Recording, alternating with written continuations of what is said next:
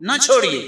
पहला वक्त, रात को आंख खोले, घर में कोई बीमार है, वैसे बिजली चली गई है, ये कलिमात कहे, सुभान अल्लाह वल्हम्दुलिल्लाह वला इलाहा इल्लल्लाह वल्लाहु अकबर वला हौला वला कुव्वता इल्ला बिल्लाह अल्लाहुम्मा अर्हमनी वर्ज़ुक़नी वआफ़िनी। या अल्लाह रहम भी फरमा, रिज़्क़ भी अता फरमा और आफियत से भी नवाज। इतने कलिमात कह के जो दुआ करता है इस वक्त रात की तारीकी में सहरी से पहले, वो कभी रद्द नहीं होता।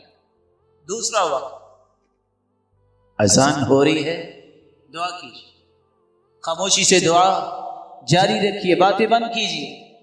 सिंतानी मा तुरद्दान, दो दुआएं कभी रद्द नहीं होती। इंदल निदा व तहतल मतर, इंदल मतर, जब अजान हो रही हो, जब बारिश हो रही हो, अल्लाह इस दुआ को रद्द नहीं करते। खामोश हो जाए, अजान अल्लाहु अकबर हो, चुप हो जाए, दुआ करना शुरू करें। जरूरत है आपको नहीं, अपने रिश्तेदारों के लिए दुआ कीजिए, मुसलमानों के लिए दुआ कीजिए।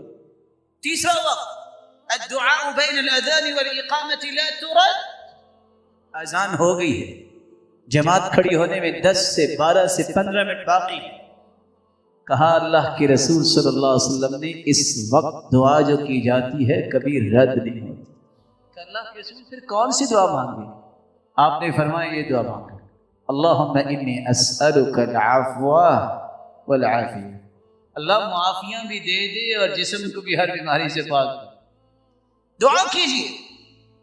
चौथा वक्त जो मैं आपकी खिदमत में पेश करने जा रहा हूं आज जुमे का दिन, सही मुस्लिम की रिवायत है, असर से लेकर शाम तक का वक्त जो भी दुआ करता है बंदे मोमिन, अल्लाह उसकी दुआ को रद्द नहीं करता।